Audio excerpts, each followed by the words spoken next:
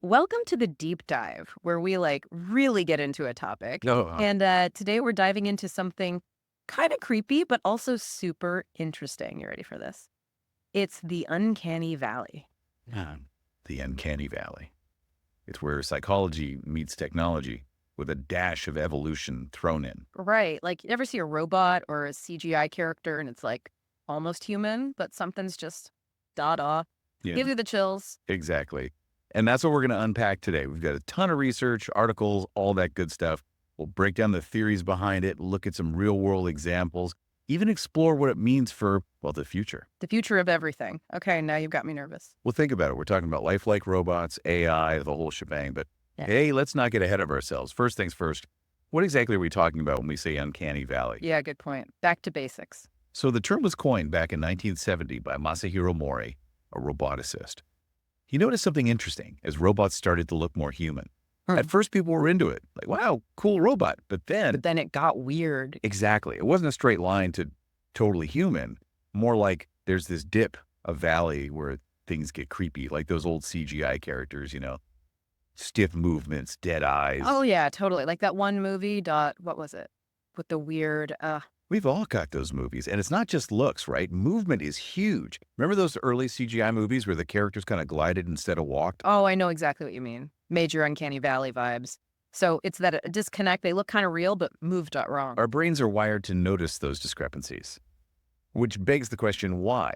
Why does almost human freak us out? $1 million question right there. Spill the Yeah. tea. What's the deal? Well, there are a bunch of theories. One big one ties it to evolution, specifically how we choose mates. Mate selection. Okay, now I'm really lost. Think about it. We're biologically programmed to find healthy mates, right? And throughout history, certain visual cues have meant illness or genetic problems. So our ancestors were like, something's a little off with that one. Next. Exactly. So now, fast forward to today. A face that's slightly off, a body that moves unnaturally, our subconscious, might be picking up on those ancient warning signs, even if we don't realize it. Whoa, so it's like our brain is saying danger, danger, even if we don't know why. It's a survival mechanism, basically. Better safe than sorry. Wow. So we're hardwired to be creeped out by things that are almost, but not quite human. Crazy. But what about that other theory I've heard? Something about mortality. Ah, yes. That one's a bit darker. The idea is that when we see something so lifelike, yet so obviously not alive, it forces us to confront our own mortality. We're looking at a reflection in a way, and it's unsettling. Okay, yeah, that got deep fast, but it makes you think, right? What about the research on this? I heard they're looking at what happens in our brains when we see this stuff. Oh, yeah. Brain imaging studies are giving us some clues. Basically, they show people different images, robots, CGI, even real people, and track their brain activity.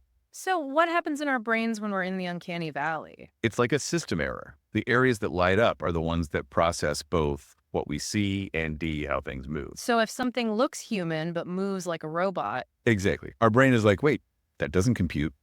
It's that disconnect that creates the feeling of unease. our brains are weird, but fascinating. This is making me think, though, is this just a human thing? Do animals experience this too? Funny you should ask. They did a study with monkeys, Yeah. showing them monkey faces, some cartoonish, some realistic 3D models. Let me guess, the monkeys hated the realistic ones. Spot on.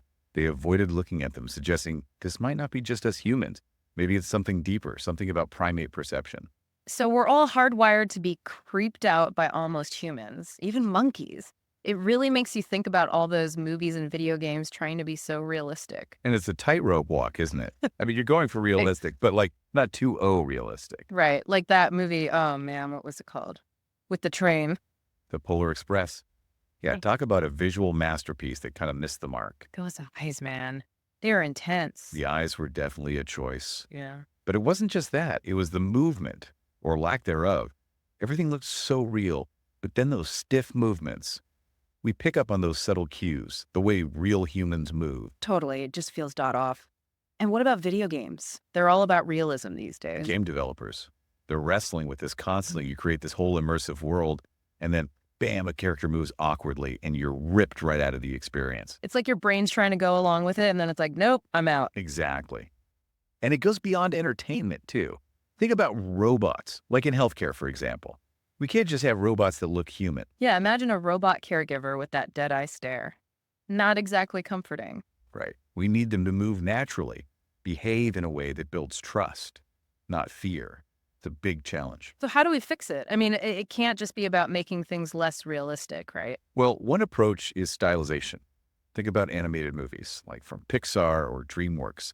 Exaggerated features, fluid movements. They're not going for photorealism, but we connect with those characters. Because they're cute, basically. Well, it's more than just being cute. It's about tapping into our empathy without setting off those uncanny alarms.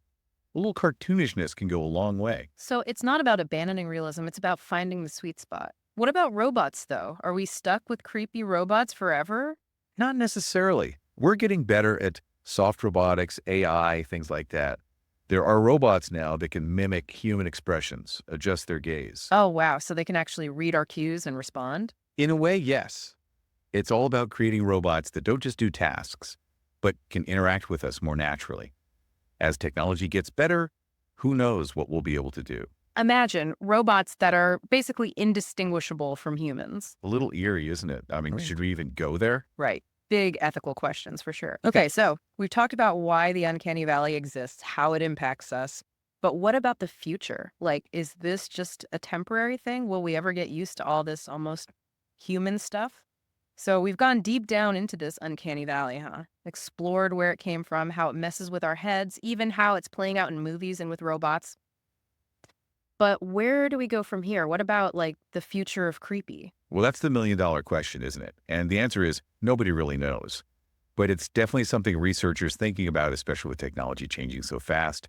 Because it's everywhere now, right? Like those virtual influencers, AI art, it's blurring the lines. Exactly. And the more realistic it gets, the deeper we go into the uncanny valley. Yeah. It's like we're challenging our brains to adapt, like, get used to it. This is the future. But can we? Can we actually get over this whole creepy feeling? Some experts think so. They say it's all about exposure. The more we hang out with these realistic robots and CGI creations, the less weird it'll feel. Our brains will just Well, recalibrate. like we'll be so used to it, it won't even phase us. Precisely. It'll just be normal. Like, think about how people freaked out about the first cars. Right? Now we don't even think twice. Interesting. But there are other experts, right? The ones who think this whole uncanny valley thing is here to stay. Right. They say it's not just about getting used to things. They think it's hardwired, something deeper in our brains that's telling us this is not one of us. So no matter how real we make things, there's always going to be that little voice in the back of our head saying, nope. Maybe. And that brings up even bigger questions, right? Like, what happens when we create something so real, it makes us question what it means to be human? Whoa, existential crisis time. But seriously, this whole uncanny valley thing is more than just creepy robots. It makes you think about big stuff. Consciousness, identity. It's a window into the human experience, our fears, our fascination with creating life. It all comes together in this weird, unsettling way. It's kind of beautiful, actually, when you think about it like that. It is, in a way. Well, we've covered a lot of ground today. But before we go, one last thought to leave you with. We've been trying to explain the uncanny valley, figure out why it exists. But what if? What if that's the wrong approach? What if, by trying to categorize it, put it in a box, we're missing something important? Like, what if it's just one of those things that makes us human? Something to ponder, right? Absolutely. The unknown, the unexplained. It's what keeps things interesting. Well said. And on that note, deep divers, thanks for joining us on this journey into the uncanny valley. Keep exploring the strange, the wonderful, and until next time, keep diving deep.